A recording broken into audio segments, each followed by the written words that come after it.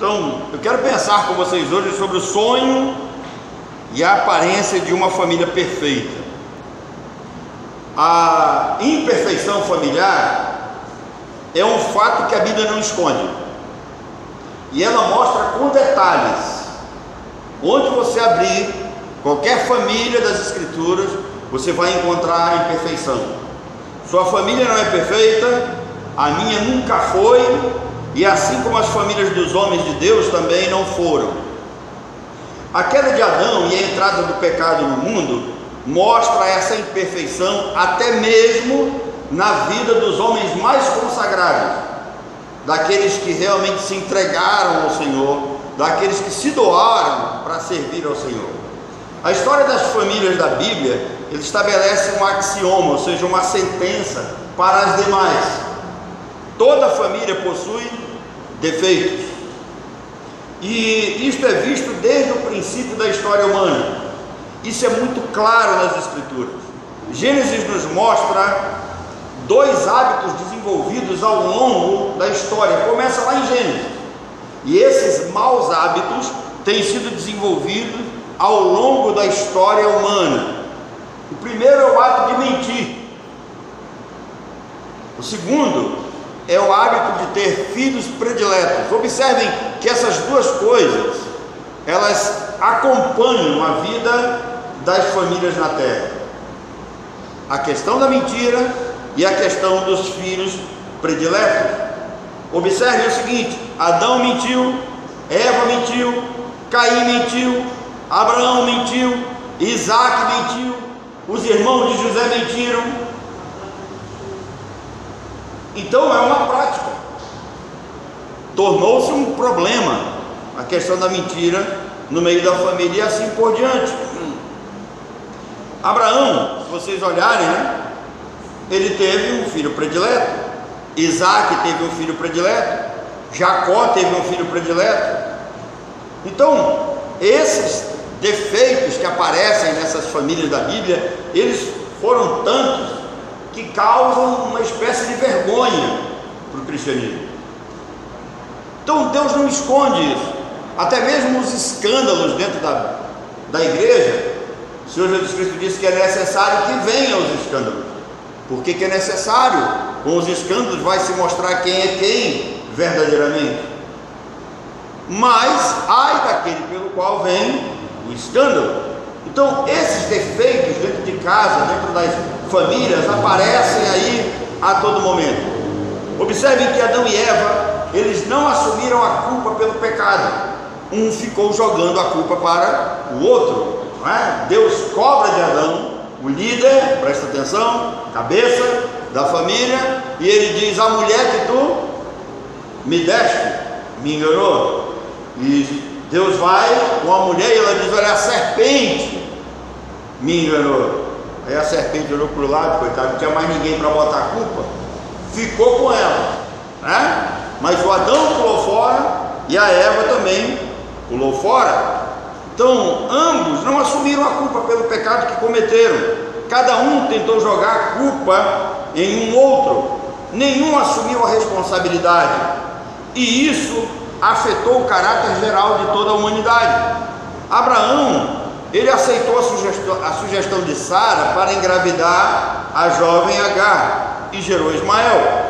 Depois, esse mesmo Abraão, ele jogou Agar fora de casa com o próprio filho, a mando de Sara. Então a mulher que manda com que ele engravide a escrava é a mesma que manda que ele jogue a escrava fora com o rapaz, já rapaz. E ela sabia que esse rapaz poderia morrer, porque na região onde eles estavam, até que eles voltarem para a casa deles, para a casa antiga, para o Egito, eles teriam que atravessar o deserto. Ela teria que ter todo um aparato para isso, e não tinha. Rebeca, ela não respeitou a velhice do seu marido e o enganou por causa do seu filho predileto, a fim de que Jacó recebesse a bênção. Isso gerou ódio, medo entre os irmãos, a ponto de Esaú dizer que quando passasse o período de luto por Isaac, ele mataria o seu irmão Jacó. Jacó, que também enganou seu pai, foi duramente enganado pelos seus filhos que foram capazes de vender o próprio irmão e dizer para o pai que o garoto havia morrido. E Jacó chorou amargamente. O que os filhos de Jacó tinham na cabeça? A ideia de punir o pai. Venderam o irmão, disseram para o pai que o irmão morreu, e na cabeça deles, está aí, o teu filhinho predileto, né? O queridinho do papai, morreu. Moisés e Zípora brigaram por causa da circuncisão de Gerson e Eleazar. Algumas coisas, irmãos, devem ser observadas aqui nessa questão do Moisés com a sua mulher. A descendência de Zípora, ela é uma descendência não judia. Todos nós sabemos que o seu pai, Jetro, ele era um sacerdote em Midian. Dentro do cristianismo e do judaísmo, o Jetro não é muito assim conhecido, mas quando você vai para o islamismo, o Jetro é visto como um dos profetas do islamismo. Só estudar um pouquinho de islamismo que você vai ver lá o senhor Reuel, né? Então, quando nós olhamos para esse problema entre Moisés e Zípora, marido e mulher, Moisés judeu, Zípora não, ela não consegue entender a relação de religiosidade que há entre Deus e Moisés. Então Deus havia pedido a questão da circuncisão dos seus filhos, e Moisés não havia feito isso por causa da mulher. Sabe aquelas coisas que o homem sabe que tem que fazer, mas não faz por causa da mulher, e a mulher fica atrapalhando?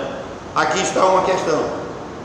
Isso gerou um problema entre eles, e a desobediência dela em não aceitar o fato da circuncisão dos filhos fez com que Deus intencionasse em matar Moisés.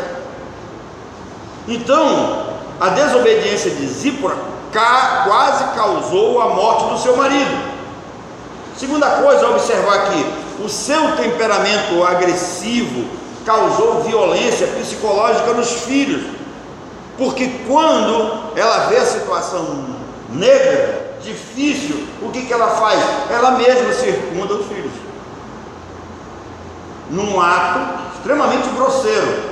Ela não tinha habilidade para fazer aquilo e acabou fazendo. Feriu os rapazes, ou seja, feriu as crianças, os garotos, né? Então, seu temperamento agressivo causou uma espécie de trauma nos filhos. A sua arrogância levou a agir como um sacerdote. Vocês já pensaram? Ela tomou o lugar do sacerdote. Ela não era pessoa específica para fazer aquilo. Não era a sua responsabilidade, não era incumbência dela. E ela vai lá, em um ato de arrogância, num ato de rebeldia extrema, ela toma as rédeas da coisa. E aqui parece uma coisa muito clara, parece que ela queria mandar dentro de casa. Ela era a mulher que queria dominar tudo. E o Moisés, agora dá para entender por que ele era o homem mais manso da terra, porque ele se deixa levar por essa situação. Zípora, ela não tinha esse direito, ela não era a pessoa responsável e adequada para fazer o ato da circuncisão. Há também uma quarta coisa: Zípora faltou com respeito ao lançar o prepúcio dos meninos nos pés de Moisés. Isso é uma agressão ao marido, isso é uma ofensa à sua liderança.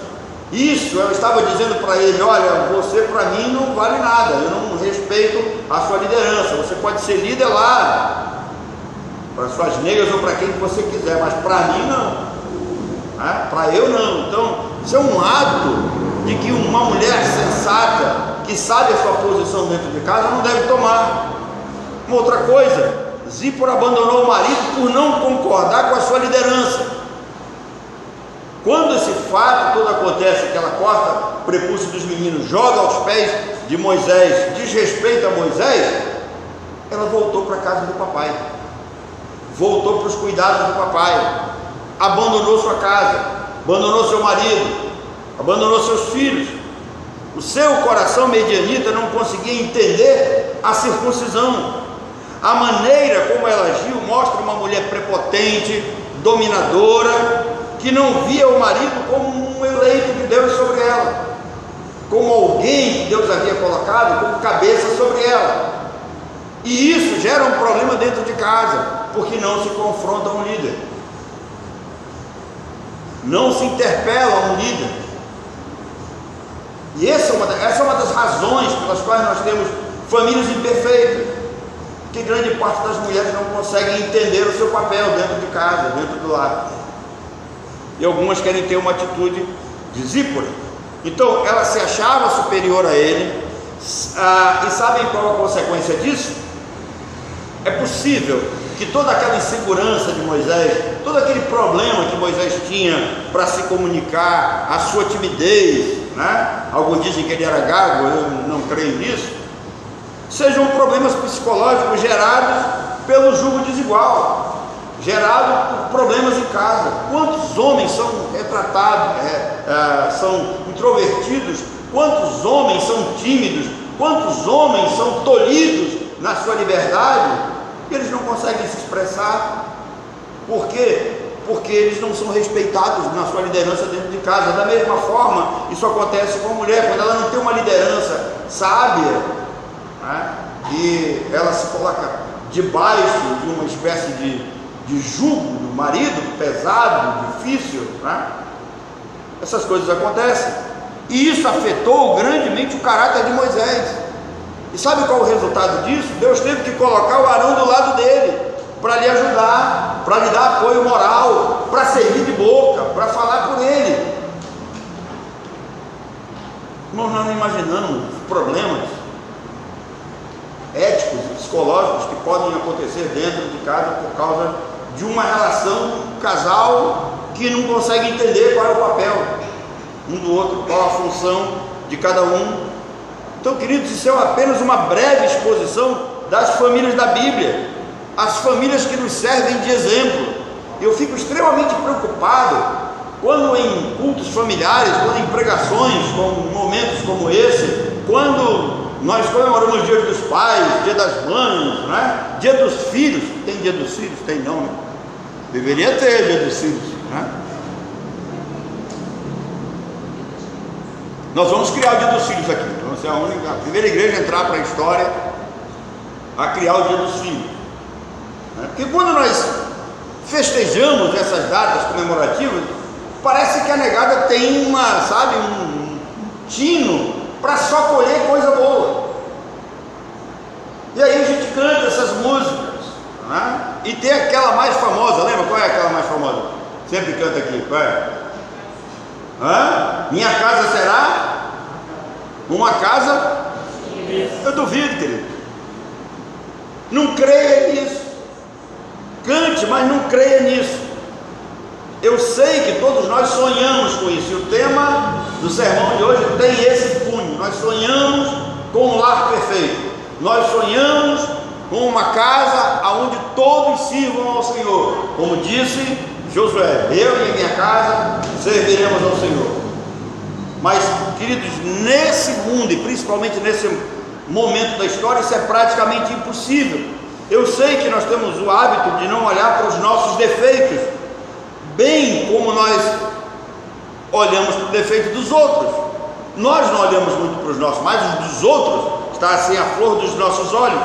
Mas nós não podemos negar que em nossas famílias há inveja, há desamor, há egoísmo, há mentira, há desrespeitos, há falta de temor e falta de compromisso com Deus, há desobediência à palavra de Deus. Todos nós temos sonhos pessoais.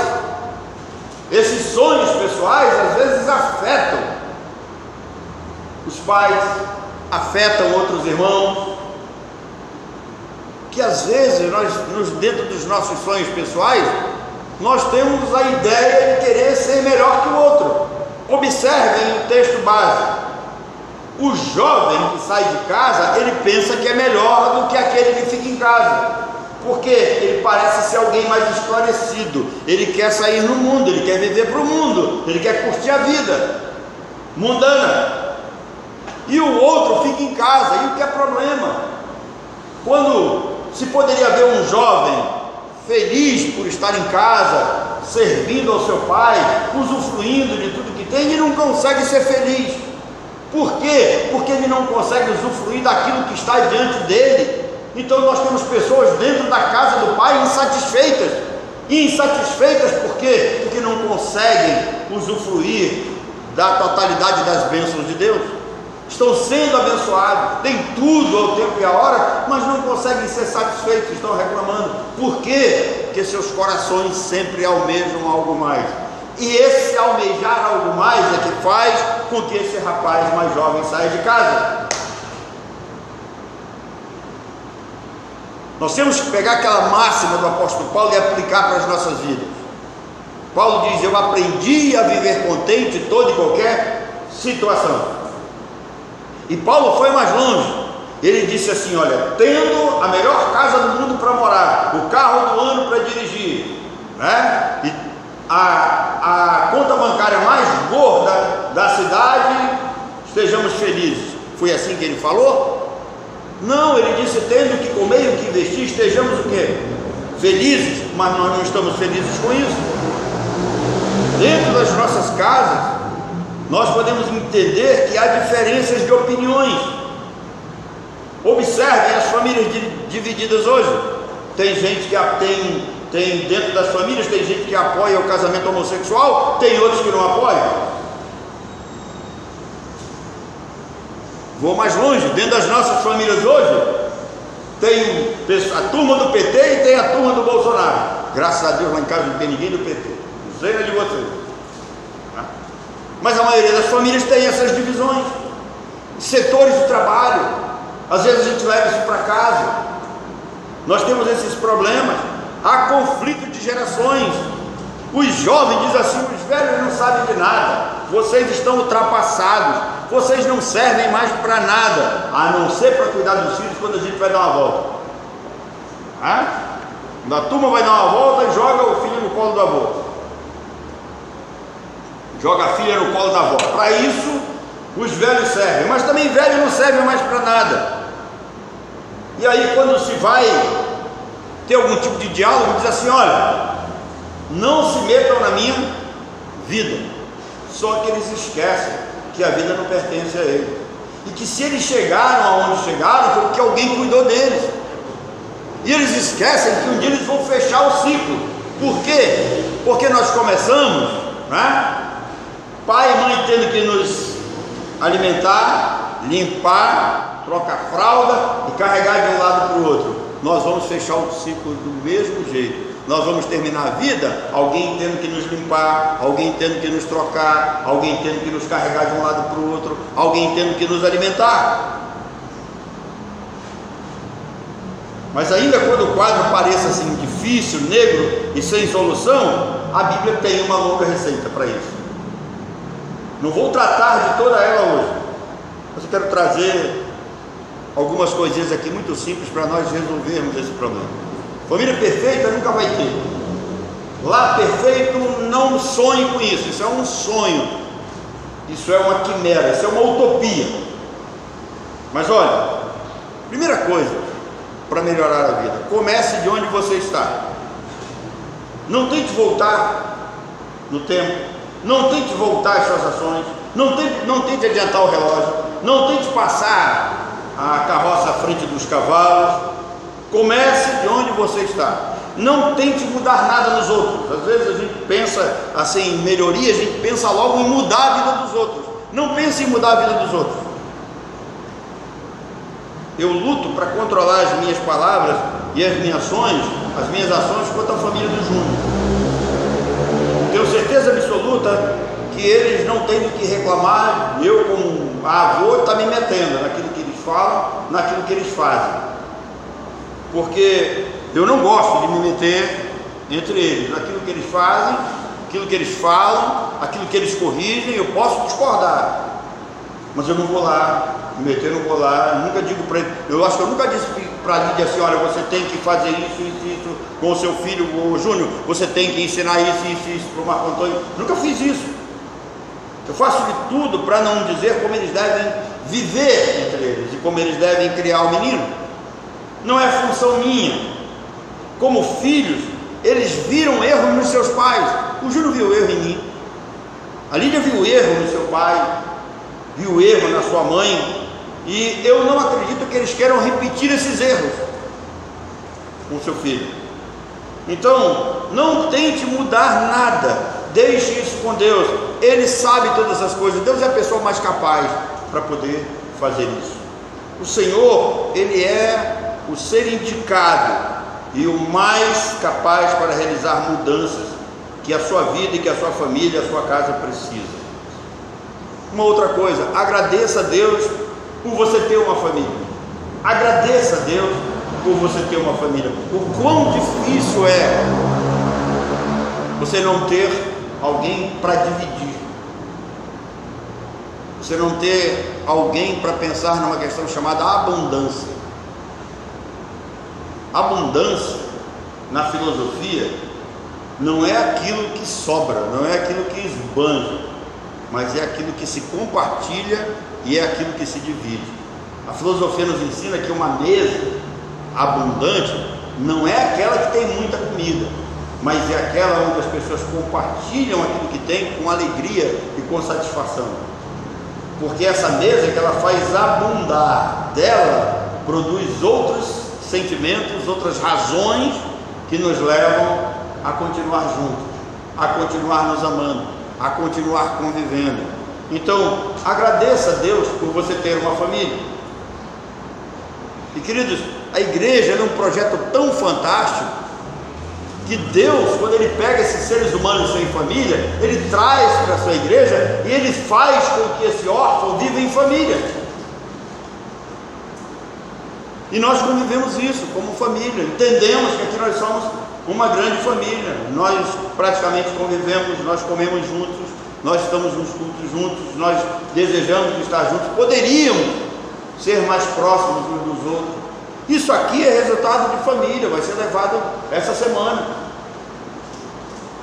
Para quê? Para alguém da família que está necessitando.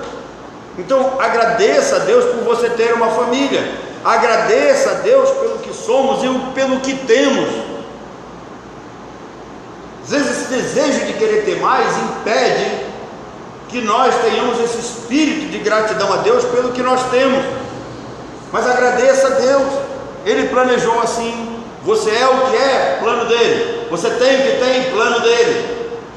Você não conseguiu frustrar nenhum plano dele. A sua família não é melhor do que a minha, e a minha não é melhor do que a sua. Pense nisso. Então comece de onde você está. Segunda coisa, mude radicalmente. Você quer mudar? Mude a você mesmo. Comece uma mudança significativa em você. E eu não estou falando de aparência. Tem gente que quando pensa em mudança, o que faz? Pinta o cabelo, corta o cabelo, bota uma roupa nova, apara a barba, né? E aí quando chega assim perto, apara a barba é só né? Outros fazem a barba, né? Porque tem uns que quando chegam barbados demais aqui, a gente já pensa que está acontecendo alguma coisa, né? Outros não podem nem cortar o cabelo. Já tem gente aqui que se pinta, acaba se penteando com toalha. Vocês já viram aqui se pentear com a toalha? Porque não tem mais, né? A coisa está indo. Então comece uma mudança radical em você. Eu estou falando de personalidade. Seja mais autêntico, mais autêntica. Seja mais educado, mais educada. Se você é homem, não seja como Moisés. Seja um líder dentro da sua casa. Seja forte, seja corajoso. Faça-se ouvir e respeitar. Imponha-se. Mas também saiba como ouvir e responder. Saiba o momento de resistir e de se submeter. O sábio, ele sabe a hora que ele tem que resistir e a hora que ele tem que se submeter. Se você é mulher, não seja como Zípora. Conheça o seu lugar. Saiba se comportar. Respeite as lideranças colocadas sobre você. Às vezes eu fico muito triste quando eu ouço assim: não, fulano ou o pastor está querendo me controlar, o pastor na igreja está querendo fazer isso, fazer aquilo outro. Queridos, às vezes precisamos entender que existem 3 igrejas, né, dentro de você. Você sabia? Tem a igreja que você frequenta, a igreja que você sonharia que ela fosse, gostaria que ela fosse, e a igreja que é você. São 3 igrejas. Geralmente as pessoas dizem: se eu fosse o pastor, eu faria assim. você não é. E se fosse para você ser, Deus teria dado essa responsabilidade na sua mão. Nem sempre é assim. Então saiba o seu lugar, obedeça às lideranças, procure a reconhecer os líderes que Deus coloca sobre você. Terceira coisa, lute pela sua família, mas use armas espirituais. Preste atenção, lute pela sua família, mas use armas espirituais. E aqui eu quero que você leia um texto que está em 2 Timóteo capítulo 1, versículo 7, que diz assim: porque Deus não nos tem dado, ou Deus não nos deu, numa outra versão, espírito de covardia, mas de poder, de amor e de moderação. Preste atenção nessas três coisas. Deus nos deu um espírito de poder, de amor e de moderação. O que vem a ser essas três coisas? Primeiro, poder é a capacidade de fazer, é a capacidade de mudar, poder é fruto de oração, não é força física, não é imposição, mas é fruto de oração. Que poder é esse? É poder de caráter, é poder de personalidade, é poder de presença, é poder de visão.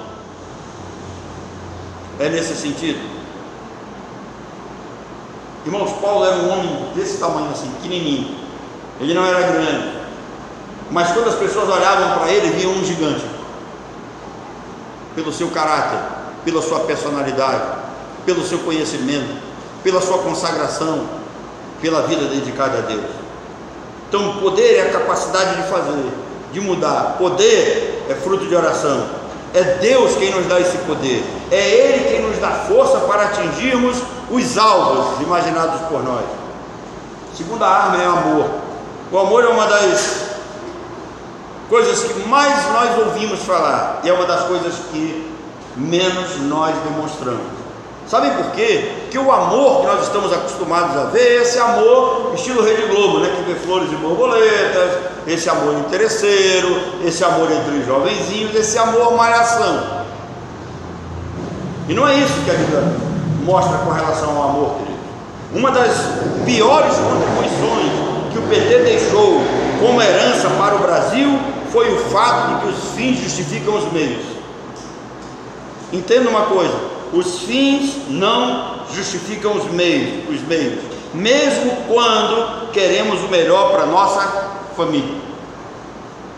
O verdadeiro amor que a Bíblia nos ensina, ele faz sacrifícios. É o amor ágape.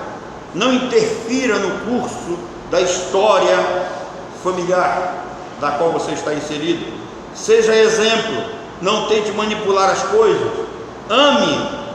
Você pode amar, você tem todas as capacidades, as características para demonstrar amor. Tente amar. Talvez esta capacidade esteja bloqueada por algumas feridas do passado.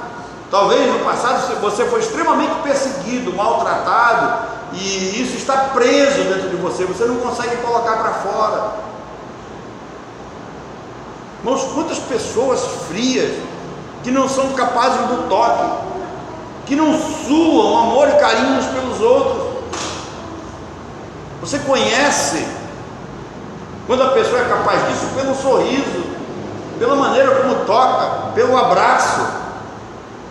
Recentemente eu falei para vocês aqui como nós devemos nos tratar e devemos nos saudar. Não é com aleluia, glória a Deus, paz do Senhor, paz e graça como fizeram, não. A Bíblia recomenda usar ósculo. O que é ósculo? É beijo. Como é que você vai beijar? Em proximidade, é próximo, é suando amor e carinho, tocando uns nos outros. E eu não estou falando isso no seio da igreja, não, estou falando isso dentro de casa. Pais que não conseguem tocar nos filhos, filhos que não conseguem tocar nos pais, maridos que não se tocam a não ser naqueles momentos íntimos, esposas que não conseguem tocar nos maridos. Então ame. Isso pode estar bloqueado dentro de você. O amor faz parte de um estado de coisas, querido. Você deve buscar isso no Senhor. O amor pode ser aprendido, cultivado e desenvolvido. Se ninguém nunca lhe ensinou isso, procure aprender. Vocês querem ver uma coisa? Nós estamos vivendo numa geração que desaprendeu a gostar de poesia.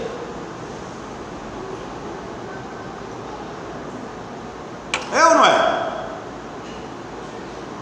Até mesmo dentro das nossas igrejas. Antigamente se via muita poesia do Misto Matias, né? Eliette vai assistir esse vídeo, ela vai lembrar do Misto Matias. Hoje não se vê mais isso. Ninguém lê mais poesia nas escolas, ninguém lê mais conto, ninguém lê mais ensaio. As pessoas estão mais frias. Hoje em dia a gente já não escreve praticamente mais nada para ninguém, não se manda mais presente. O negócio hoje é tudo virtual, é tudo via zap. Manda um zap para lá e acabou. Coloca um recadinho no Facebook e está tudo bem. E nós estamos vivendo cada vez mais distante. Às vezes, né, eu estou lá em casa, demora, aparece no celular, aquela notificação, aquele som de notificação. Quando eu olho, a Débora: pai, já jantou? Pai, o senhor quer lanchar? Via zap. Ela não consegue ir lá no quarto, bater na porta, entrar, né, conversar, sentar lá, não consegue mais. Os filhos estão assim, os maridos estão assim, as esposas estão assim, conversando pelo zap.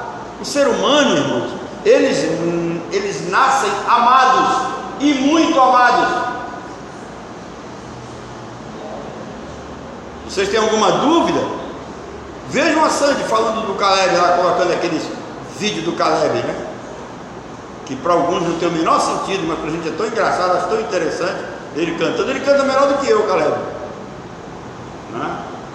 O Caleb cantando. Às vezes eu penso que ele é o único crente que tem aqui na igreja, mas observa a Lídia com o Marco Antônio, os pais com seus filhos, quando pequenos, tem aquele cuidado, aquele carinho, aquela atenção. Nós nascemos amados e muito. Só que tem um problema, querido. Nós não nascemos amando. Você nasce amado, mas você não nasce amando. Você tem que aprender a amar. Você tem que desenvolver isso.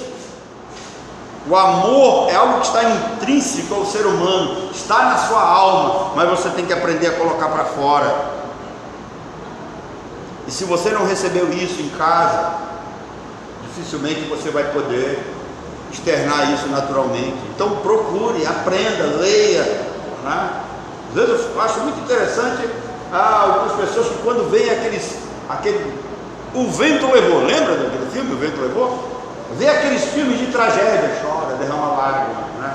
Quando vê as novelas, que coisa bonita, mas não consegue retratar isso, não consegue externar isso, não consegue praticar. Na televisão é muito bonito, mas não consegue praticar. Então é algo apenas emotivo, a flor da pele, não é algo que se está colocando da alma para fora. Nós precisamos aprender isso. Amor faz sacrifício. Amor é quando a gente se dedica, coloca o outro em primeiro lugar. E quem não faz isso nunca vai receber de volta. Por último, querido, Paulo fala de moderação. O que é moderação? A Bíblia diz, e é Salomão quem vai dizer em Eclesiastes, que há tempo para todo propósito debaixo do sol. Então há tempo para tudo. Mas nós precisamos entender que o tempo passa e não volta mais. Um dia alguém me perguntou se Deus sabia que tudo quanto Ele criou ia virar essa bagunça toda aos nossos olhos. E não pense que essa bagunça está fora do controle de Deus, está tudo nas mãos dele, né? Alguém me perguntou para que Deus criou esse mundo. Eu falei: olha, eu tenho uma resposta assim muito interessante, talvez você não entenda. Uma das principais razões pelas quais Deus criou esse mundo foi para colocar o tempo. É o único lugar onde há tempo, como nós contamos, é aqui, planeta Terra. Então, há tempo para todo propósito. Agora entenda, o tempo que passa, ele não volta mais, ele não tem mais como voltar. Então, moderação é esse estado de sabedoria de vida, é você adquirir a viver com sabedoria. Moderação é saber contar os dias. Vocês lembram do Salmo escrito por Moisés, Salmo 90, verso 12: ensina-nos a contar os nossos dias, a fim de que alcancemos um coração sábio. Isso é moderação. Moderação é contar os dias. Moderação é alcançar um coração sábio. Moderação é ter uma palavra que faz diferença na vida dos outros. Moderação são conselhos que estão de acordo com as Escrituras, porque tem muita gente dando conselho, mas estão dando conselhos de si mesmo, não conseguem dar conselhos da Bíblia, porque não conhecem a palavra de Deus. Moderação, então, é saber como se portar, como ser polido. Se buscarmos e ouvirmos o Senhor, nós vamos comer o melhor dessa terra. Moderação é buscar a sabedoria do alto. Nós vamos parar por aqui, porque virão outras lições sobre família.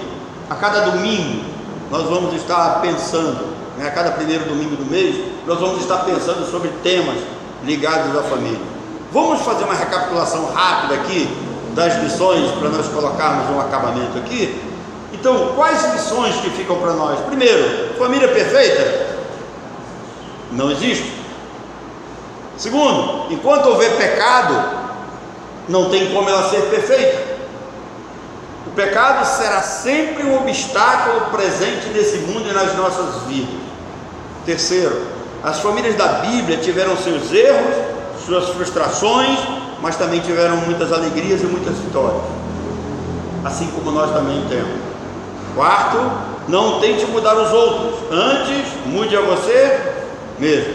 Quinto, lute com as armas espirituais.